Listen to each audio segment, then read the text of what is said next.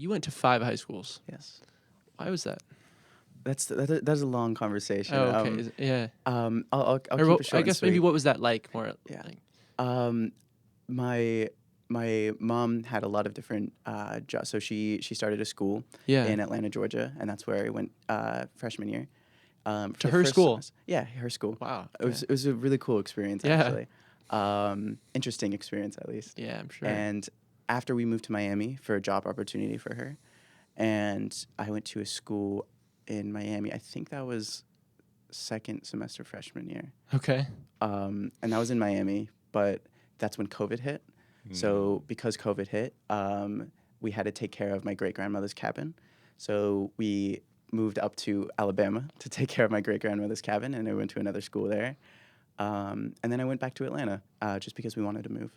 Wait, did you say And- COVID hit during your second semester of freshman year? Is that? I think so. Maybe it was sophomore year. No, Oh shoot! No, that is right. Oh, Yeah, what am I I was like, thinking? what I are don't talking tripping. Yeah. Okay. No, that's Um, completely right. Okay. I also this I gets don't know why I like just confused got, in my head no, a lot yeah, too. that's fair. But yeah, then I moved back to Atlanta. Yeah. And then I moved down from there to Brunswick, which is a little coastal town, for another job opportunity for my mom. Yeah, wow. So it was just a little hectic Yeah, couple that's- years that it just somehow managed to be like that. It was really good experience. if I'm Because being you know honest. how different schools work now. Wow. And I made a lot of friends and a lot of different like cultural like circumstances. Mhm. So I got to view a lot of different schools and their systematic errors, and then I also got to view a lot of different cultures and how those systems interact together. It was really cool. Have you ever heard of a Waldorf school? No. That's it. It's where I went to this. It's a certain kind of private school. I went from like most of pre-K to like 8th grade, so I spent a lot of time there. But it's a school that doesn't give tests. They don't do grades. You spend about an hour a day outside, which is kind of interesting. Which I really enjoyed, and it's more an experiential learning kind of environment.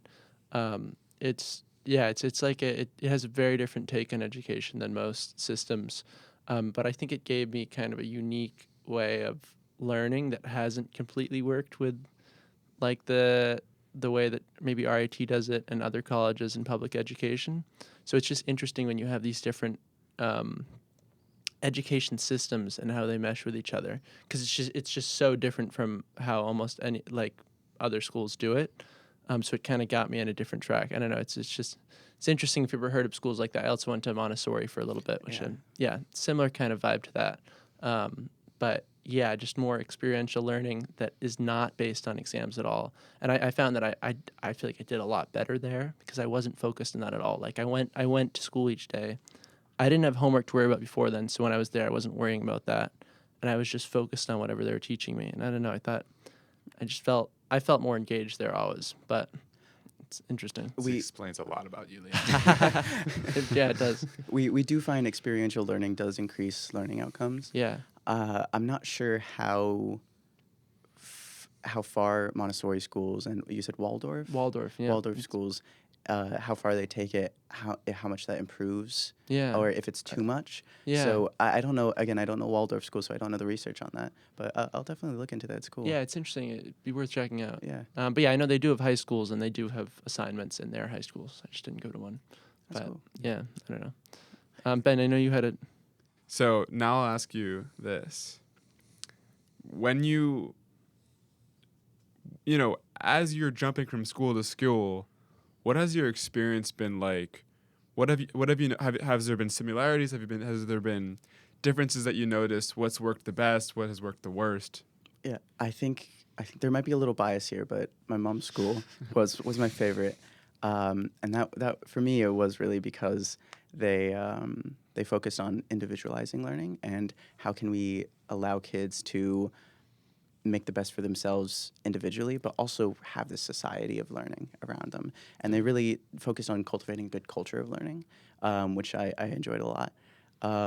In terms of like issues that I've seen, I think it's kind of what we see systematically that everyone points out of these just systematic errors of people students not really feeling like they're being cared about, and instead of focusing on students learning, we're focusing on grades and attendance and how can we get our statistics better as a school. All these things. That's a big thing that I saw. Again, there were great teachers and things like that, but if we're talking overall errors, that's what I've seen. A lot of that is monetary thing. So public schools get funding if their test scores are high. Yep. And if they slip, they don't get as much funding.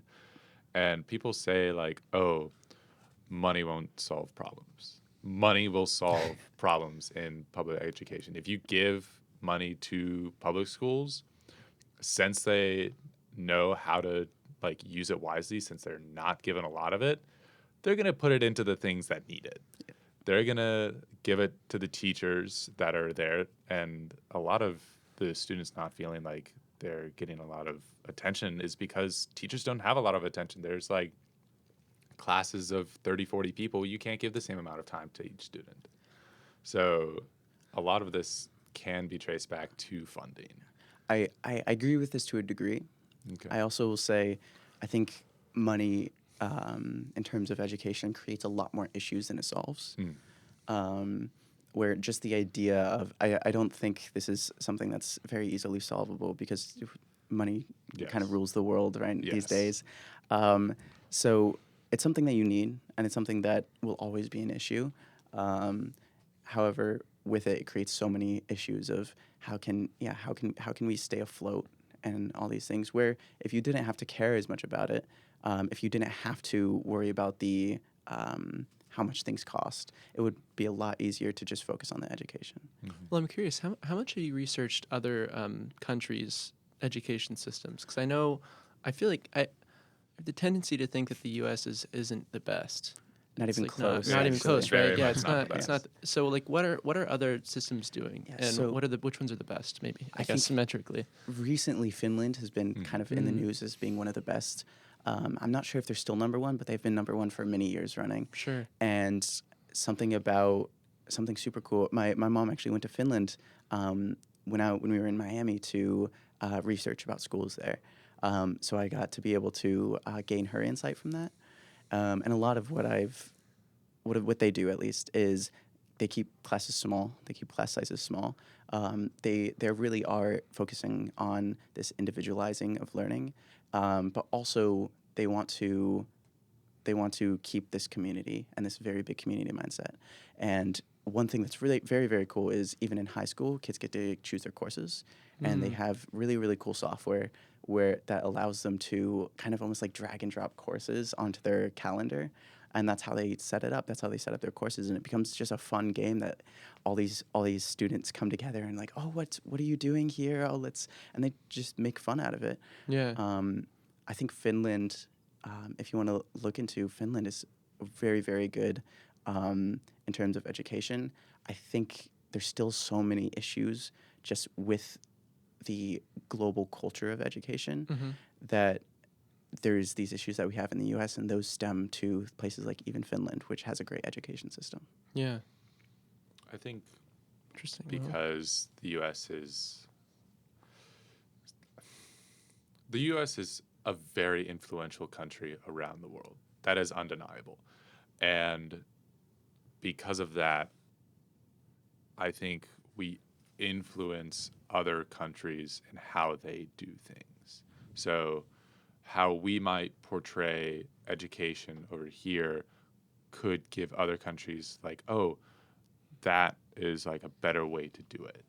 So I think that could be part of like what's holding back education is, the saying of rising tide lifts all boats. So if it is like a global thing that needs to change, but since the U.S. is such a influential power in the world, if we look and start to change our view on education as like a right rather than a privilege based on how much you pay, then other countries will start to look at it similarly, and the global culture around it will change. And I'm not saying other countries don't do that. Obviously, others do, like Finland. But the overall like view in America is that education is something that you have to pay for, and it is something that we have to pay for. Yeah, instead of an inalienable right. Yeah. I agree with this. Something that one of my favorite teachers used to say to me is your solution starts here, or the solution starts here, sorry. And it kind of gets to this point of we all have like influence in this world, especially living in the U.S. And if we are able to create solutions that really help people in the United States, it will go global just because of how much influence we have. And I completely agree with this. And I think that is why I do really want to start in the U.S. and solve issues here, even if it is a much harder issue here, as opposed to places like Finland, who are really open to this idea of experimenting with learning. We're here, we're very closed-minded with this. Yeah. Well, I feel an interesting thing is, and I wish we could look this up right now, is I wonder how much we spend versus Finland, because I'm under the impression that we actually spend more than most countries on education, and we Well, get we are very we get large, worse so- results for the money we put in. Maybe even per capita. Might be Yeah. higher, though. Yeah. Do you mean I don't per know. capita rather than as a whole? Yes, per capita, of course. Okay. Yeah, I don't know. I Yeah. It's a good believe we question. might. I mean, like for example, our universities are way more expensive than they need to be because of. I mean, I don't know the reasons exactly, but Because the government started subsidizing and saying we will pay for it, so the colleges were like, "Oh, you're going to pay for it? we'll We're increase the prices. We'll increase the prices if yeah, you're going to probably be not a paying good for it." idea. There's I forget the name. There's a really good book about exactly this issue that I just finished reading, and if I forget the name, but it's about the issue of rising prices of universities and how it is just such a huge issue where even community colleges aren't affordable to people anymore, where they used to be free, like not well. Practically. Practically free. You could get a scholarship or get money from the government, and a Pell Grant could pay for all of community college, where now a Pell Grant doesn't even pay for like a fourth of it. Yeah, that's sad. I wonder how much of that has gone into administrative costs. That's one thing I've heard, at least, that universities and schools in general in the U.S. just have too much admin. Like overhead? And overhead and admin and people working and like money being allocated to places that aren't just directly to like professors and materials and actual necessary things. I don't know. Like, I think I hate middle management. just in yes, general. yeah, exactly. And I think this Yeah. is a problem of like just middle managers doing nothing. yeah, Yeah. Mm-hmm. just I'm not sure. I noticed RIT, like I feel like their one thing they sold or at least promised was I think that they're decreasing or making the student to faculty ratio better for each class, Yeah. and yet they're building massive lecture halls in the shed that are now where I'm doing like half of my classes. I don't know. It feels like kind of counterproductive or counter to what they promised. Well- like like the big lecture hall, like the shed has 4 of these massive rooms that hold 150 They're- people and they're- have. Those are big. If you compare that to other universities, they're not massive. Yeah. Like, I know people who have lecture halls. 300, 400, 500 people. Yeah. So, couple- relatively okay. speaking, it's not crazy. But we're building those right now. Why are we doing Yeah. that? Well, let me ask you this. Yeah, How many professors do you have in that room? 2 for 150 Yeah. people. You know why? Why? So the ratio is better. So they can say there's 2 professors per. Which is funny because only one of them is really Yeah. teaching at once. Yeah. So it's, because it's you a only- scam. Because you only yeah. need one. But One they have- person's teaching and the other one's walking around. So Not. like, Not in my I would experience. much Oh, rather really? have Yeah. 75 people and one Yeah. professor. Actually, sometimes there's then you have also like a couple TAs in at once, and most of the time they just kind of walk around the room. I don't know. I don't think those rooms are productive at all for education, in my opinion. I mean, they could be a little bit, but like I I enjoyed think the if they smaller took classrooms. that spot and they built a bunch of smaller rooms, I think that'd be much better. But I think it was a very nominal way in which RIT kind of said technically Technically, we we are have- student to faculty Yeah. ratio. Yeah, because I was Yeah. that was brought up to me actually like a week like last a really good week, point, and though, I yeah. hadn't thought about it, and then I thought, okay, most of my big classes, have multiple professors. and only one of them does anything given thing at any one time. It's just like, why are we doing that? Yeah. It doesn't make sense. So I've been thinking about. We've been talking a lot about grades and, like, actually I want to go back. I want to talk about